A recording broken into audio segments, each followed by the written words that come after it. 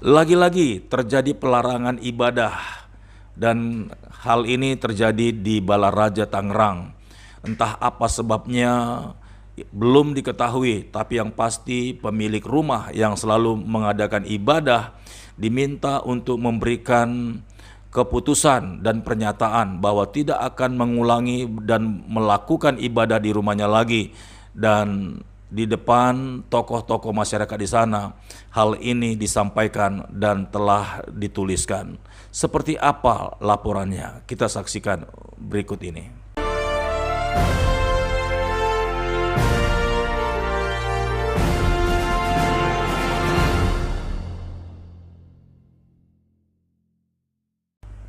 Shalom saudara-saudaraku ini berkati oleh Tuhan, salam damai sejahtera bagi kita semuanya. Kembali berjumpa dengan saya Pastor Daud Timotius Tampu Bolon.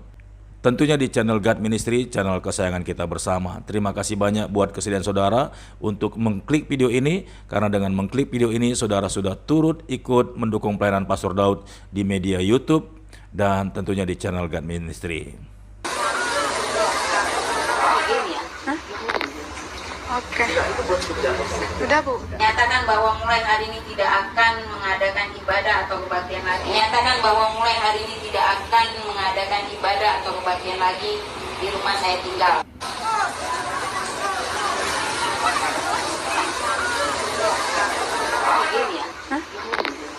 Oke. Udah, Bu. Menyatakan bahwa mulai hari ini tidak akan mengadakan ibadah atau kebaktian lagi. Menyatakan bahwa mulai hari ini tidak akan mengadakan ibadah atau kebaktian lagi di rumah saya tinggal. Ini karena surat pernyataan ini saya buat. Bab 1 pasal 3 berbunyi, rumah ibadat adalah bangunan yang punya ciri-ciri khusus yang dipergunakan untuk ibadah kecuali tempat ibadah keluarga. Rumah ibadat keluarga itu tidak perlu pakai izin. Apa yang dimaksud rumah ibadat keluarga? Yang dimaksud rumah ibadat keluarga kalau di Islam itu namanya musola, kalau di Kristen itu namanya rumah doa. Ya, jadi untuk kita umat Islam, kalau kita mau bangun musola di ruko, perlu pakai izin nggak? Tidak perlu. Tidak perlu pakai izin. Begitu juga orang Kristen. Orang Kristen mau bikin rumah doa di rumah atau di ruko itu tidak perlu minta izin. Nah ini penting sekali buat umat Kristen tahu. Jadi supaya jelas, kalian ibadah di rumah, kalian ibadah di ruko tidak perlu minta izin. Itu menurut SKB 2 Menteri.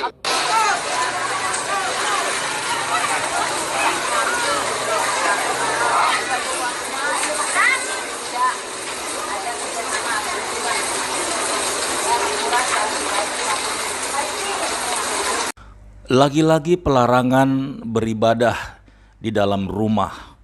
Entah kenapa setiap kali umat Kristen melakukan ibadah di rumah, bahkan tidak berbentuk gereja, selalu saja ada orang-orang yang tidak suka bahkan melarang.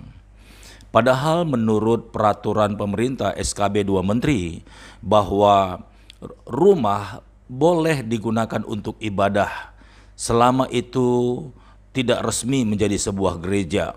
Bahkan di ruko pun tidak masalah, karena memang peraturan SKB 2 Menteri itu hanya untuk peraturan buat bangunan gereja yang sah, dan itu harus sesuai dengan peraturan yang telah ditentukan oleh pemerintah.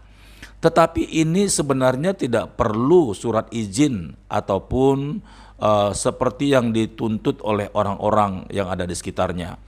Memang sudah jelas bahwa gereja itu adalah tempat di mana orang-orang boleh memuji dan menyembah Tuhan.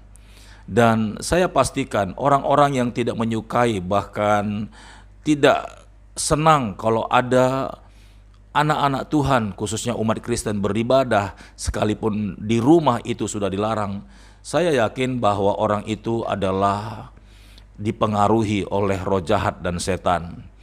Karena umat Kristen di mana lagi bisa beribadah, bangun gereja dilarang, bahkan dihancurkan, kemudian beribadah di rumah pun dilarang. Di mana keadilan dan di mana hukum itu boleh didapatkan? Karena berteman dengan non-muslim itu pelan-pelan menggerus iman kita sama Allah. Walaupun koncoan tok, kalau bisnis tidak apa-apa, asal setelah bisnis selesai, mari, tidak pakai keluar tanpa tujuan, ayo melaku-melaku. Nah itu bahaya. Oke. Melaku-melaku itu bahaya. Ya, apalagi kalau melaku nang tunjungan. Jadi kalau jalan-jalan sama orang yang tidak jelas itu kafir, misalnya dia non muslim, itu tidak baik. Nanti terus bergaul sama orang Kristen jadi Kristen. Ini agama Anda kepala Anda cetek, otak Anda itu beragama tapi isinya apa? Prasangka buruk terus, bukan prasangka baik. Kalau Anda prasangka baik, Anda nggak melihat ini musuh di luar, Anda tidak pernah melihat perbedaan agama, semua Anda sayangin.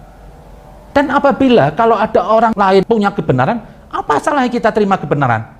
Inilah salah satu akar dari masalah yang kita miliki dalam masyarakat Indonesia sekarang. Karena pemahaman yang terbatas dan pemikiran yang tidak kritis, orang-orang terjebak dalam cara berpikir di mana mereka telah memanusiakan Tuhan. Merasa memiliki hak dalam mendikte kemauan Tuhan, merasa tahu pikiran Tuhan, dan merasa berhak bertindak atas nama Tuhan. Inilah yang akhirnya seringkali berubah menjadi sifat radikal. Dalam perbincangan saya beberapa waktu lalu dengan Habib Hussein Jafar, kami berdua sepakat bahwa bahaya yang masyarakat kita alami sekarang adalah mengatasnamakan Tuhan untuk kepentingan pribadi. Menyesatkan generasi penerus bangsa dengan prinsip hidup yang sebenarnya tidak ada dalam Holy Scriptures atau kitab suci agama. Kenapa bisa seperti itu? Karena kita kurang membimbing dan memberikan masyarakat tools yang dibutuhkan agar bisa memahami sebuah ajaran dengan akal kritis. Sehingga mereka menjadi tersesat dalam cara berpikir mereka dan lupa akan pentingnya menyeimbangi segala ilmu yang dipelajari dan dimiliki dengan nilai-nilai yang ada dalam budaya, sains, ataupun aliran pemikiran lainnya. Saat saya masih bersekolah dulu, saya ingat sekali diharuskan untuk membaca kitab suci berbagai agama dari segi literatur dan juga filosofi. Sehingga saya diberikan kesempatan untuk bisa memahami keindahan setiap agama dan sadar bahwa pada akhirnya fungsi terbesar agama adalah satu, yaitu untuk membimbing kompas moral manusia. Untuk mengingatkan manusia bahwa kita harus memperlakukan satu sama lain dengan hormat. Bahwa kita harus bersyukur dan bahwa kita semua harus sadar bahwa waktu kita di dunia ini hanyalah singkat dan terbatas. Oleh karena itu, ingatlah untuk selalu menjadi seseorang yang rendah hati dan siap membantu satu sama lain. Dalam hal ini, artis cantik Cinta Laura pernah menyampaikan pendapatnya melalui pidato di depan para pejabat tinggi negara untuk memberikan keamanan serta memberikan kemerdekaan kepada kaum minoritas agar negara ini tidak boleh dipimpin atau dikuasai oleh orang-orang yang tidak punya toleransi yang mengatasnamakan mayoritas. Ya, demikianlah video yang telah kita saksikan, saudara. Kiranya Indonesia ini setelah nanti dipimpin oleh presiden yang terpilih yaitu Bapak Prabowo akan menjadi lebih baik dan setiap umat yang beragama dan yang telah disahkan oleh negara boleh dengan bebas beribadah, bahkan membangun rumah ibadahnya sesuai dengan jumlah warganya. Dan tidak ada lagi intimidasi sesuai dengan peraturan yang akan dibuat oleh pemerintah ataupun presiden atau bisa disebut Kepres. Maka setiap umat beragama ataupun pemeluk agama dapat dengan bebas melaksanakan ibadahnya baik di gereja ataupun di rumah masing-masing di seluruh wilayah Indonesia. Kita berdoa agar Bapak Prabowo serta jajaran menterinya dapat melaksanakan dan memberikan keadilan bagi rakyat Indonesia.